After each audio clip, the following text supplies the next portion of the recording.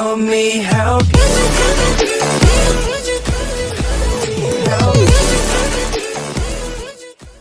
Hey, how are you doing? My name is Christian Ramirez, and today I'm going to share you this book about the 7 habits of highly effective people.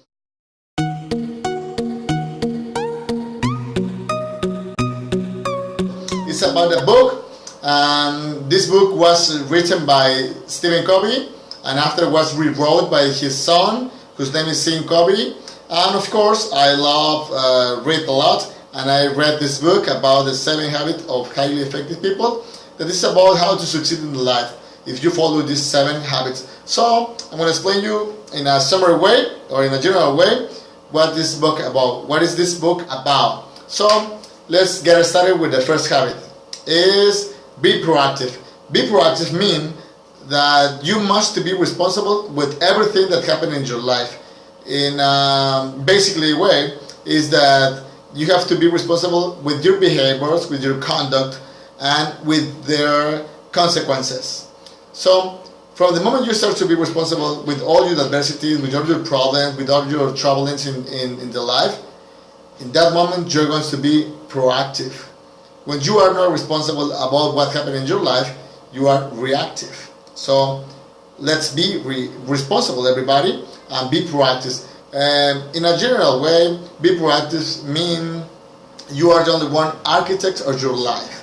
So the most important in life is not what happened in your life. So the most important is how you react to the life. And the second habit is begin with the end in mind. So you can wake up of your bed without having an end, or without having an objective, a vision, or a purpose in your life. You always have to have an structure of your life, an structure of your month, an structure of your week, an structure of your day. You can go for your life without having nothing in your mind. So that's impossible. That's not good. So always when you wake up, you must have an end in your mind, a vision or a purpose or an objective. And because the next habit is the third habit is put first the things first. So put first the first is that you are going to establish a priorities. So maybe we have to go to the gym, we have to go to the school, we have to study, we have to go to the party, we have to go out with your friends. And with all things that we have to do, we have to establish priorities. For example, if I have to go out with my friends and if I have to study to my exam, what I have to do first? Put first the first. So putting first the first is first I have to study to my exam, and when I finish the study, I have to go out with my friends. So priorities. And the next habit is the number 4. Think win-win. When you have an argument, we have a fight with another person in a metaphoric way. So we have to think always win and win. Because if we are used to lose and the other person win, that's incorrect.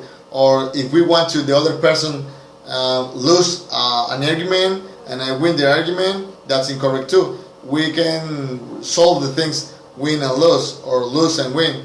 We always have to think in the justice, always. So first you have to think win and win. And the 5th habit is about seek first to understand and after be understood. Sometimes the person wants to listen first and you want to be understood first. So that provokes fight, that provokes arguments. So we don't want to argue with the other person. We want to solve the things. So we have to listen first the person and after be understood. And when we are listening, because listening is a great ability, it's a great quality of ours. And no, everybody have that ability to listen the other person. So when we are listening the other person, we have to have a behavior with respect.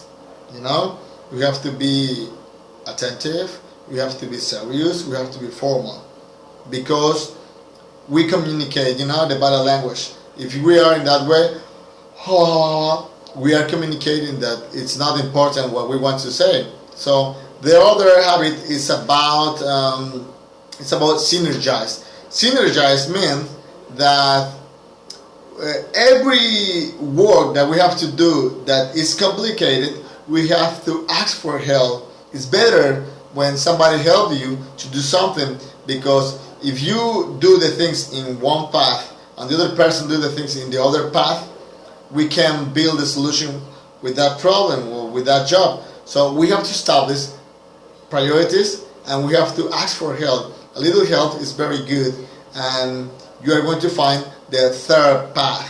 And always the third path is very, very, very important. It's best than one path or the other path. If you look for the third path with the help with other person, it's always going to be better. So cooperate with the other person and synergize with the other person. And the last habit, the seventh habit, is sharpen the soul. Sharpen the soul means that we have to update every day, we have to renew our ideas, we have to restructure our ideas, and we have to transform every day our ideas. How? With investigating, searching, reading a new book, analyzing, comprehending in another way the things that I have to look for the other topics. So renew the ideas, transform the ideas, and practice the second habit. Remember, this was the summary of the 7 habits to be a highly effective people. The 7 habits of highly effective people. Well, bye. See you.